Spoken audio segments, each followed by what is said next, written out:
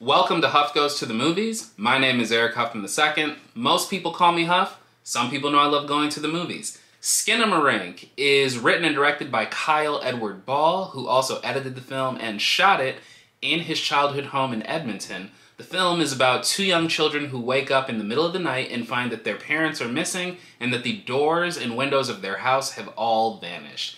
This is an experimental horror film that was made for a budget of $15,000. The film premiered at the Fantasia Film Fest last July, and because of IFC Midnight and Shudder teaming together, the film has been given a limited theatrical release ahead of it sort of finding a permanent streaming home, I assume on Shudder. I can't imagine why they'd put the film in theaters and not want it to end up on their service.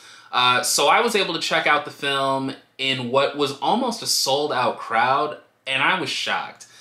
Experimental horror is a bit of a hot and cold thing for people. Some people really enjoy horror films that try to do something different with the genre, but because they're horror films and because they're all tended to be marketed the same way, I think a lot of people go into movies expecting one thing, but when they get something different, maybe not even something bad, but just something very different, they can sort of reject the film. And I experienced a bit of that in the crowd for Skinamarink last night. The person next to me said that it was one of the worst movies she ever saw. The person in front of me, who was with a group of friends, turned to me and just said, "What?" But if I have to be honest, I am a little bit in the middle on this film. On one hand, as a lifelong horror fan, I can appreciate someone doing something out of the box, someone taking a big swing, and someone trying to do something inventive with a limited budget. And again, for $15,000, this film was produced. I don't have $15,000 to spend on making a movie, much less things that are a bit more important to my life. So I can only imagine sort of where Kyle Edward Ball's mind was throughout the creation of this entire thing. But more importantly, it's interesting to note that just 1 week ago, Blumhouse and Atomic Monster released Megan, a PG-13 killer doll movie that is taking something a little familiar, doing some new spins on it, making it fun, but it's being sold and has appeal for the broadest audience. People who are not fans of horror can go see Megan and still have a good time. I don't really know who the intended audience for Skinamarink is. I'm a lifelong horror fan. A bunch of the people who were in that crowd, just based on what they were wearing, were lifelong horror fans. And even they were not entirely sold on this. This is less of a film and more of an experience. Being in a dark room, being in a theater, with the way the sound design is with this film, with the cinematography, it does sort of come to you like a dream. There are just these shots that don't really have any real establishing sense to them. Like, so much of what we see is shot from the perspective of a small child. So we're constantly sort of looking up at things, and we're sort of at this level of like nightstands and beds. And so we might have a shot that is sort of looking down the hall or looking into a room, but because of it being at the level of a child, we can't really make out everything that's going on. And there's so much action that you can hear happening and things you can sort of see moving on the side and moving in the background that we don't really get a lot of concrete answers in this film. And I think that that can be frustrating for people, especially when your film is an hour and 40 minutes long. But in other moments, it can be a really effective way to build tension. So there's probably the sequence that I think a lot of people are going to talk about leaving this film. One of the sequences is one that involves one of the kids going into the parents' bedroom and seeing something, looking under the bed, and then trying to see that thing again. It plays out in such a slow, meticulous way. And because of the sound design, because of the cinematography, because of how little clarity you're getting about everything around you, it does build this suspense. It does build this sense of dread. And as the film progresses and we start to get maybe not a clearer sense of the threat on hand, but just like a better idea of just how all-encompassing the threat is, that dread sort of matches the suspense.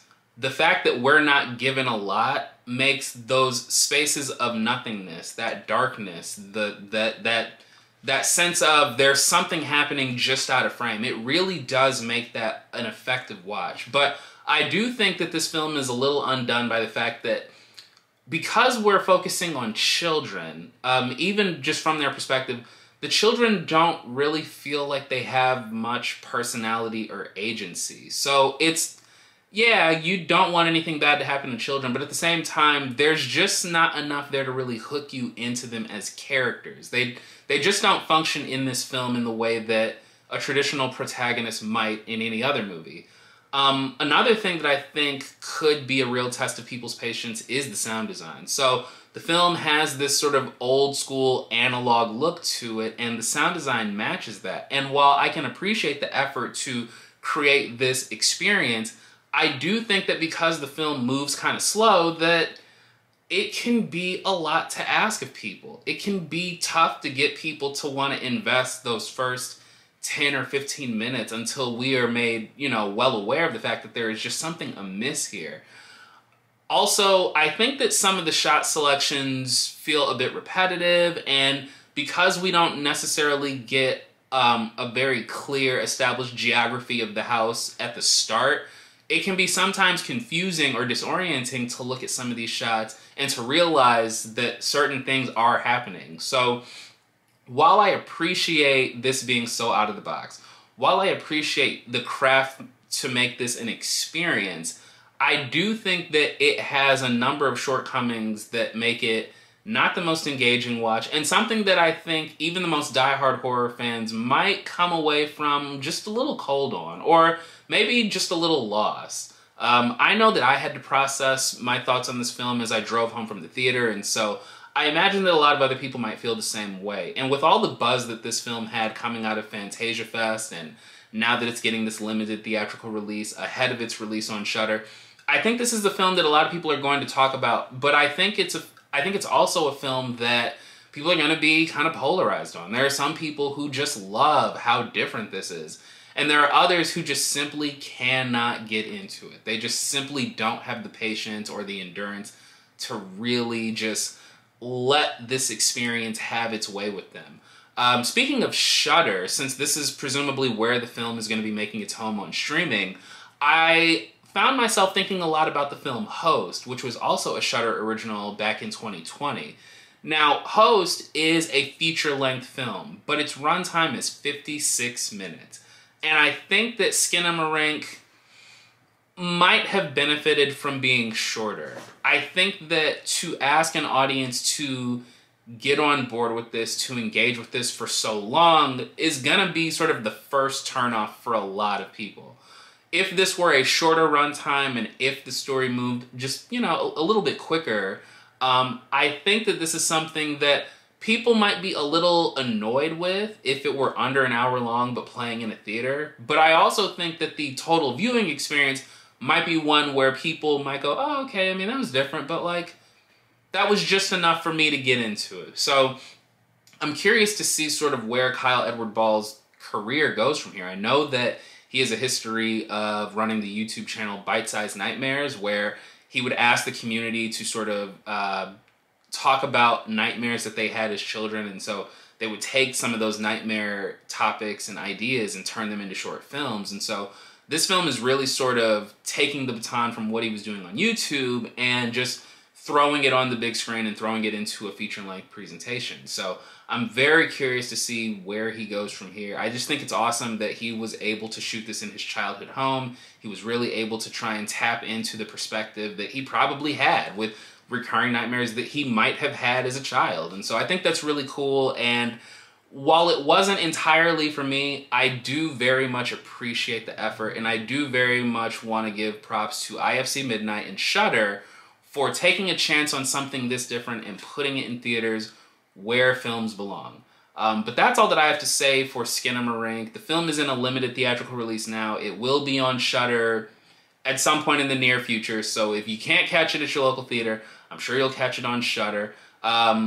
Real quick, down in the comments below, let me know if you're subscribed to Shudder, what has been your favorite Shudder original film? I would love to hear your thoughts. Once again, Thank you for joining. If you have not already, please do like this video and subscribe to the channel and hit the bell icon. That way you can stay up to date on everything that I've got going on here. Thank you so much. You're greatly appreciated. Once again, my name is Eric Huffman II. Most people call me Huff. Stay sweaty, my friends. I will see you at the movies. Peace.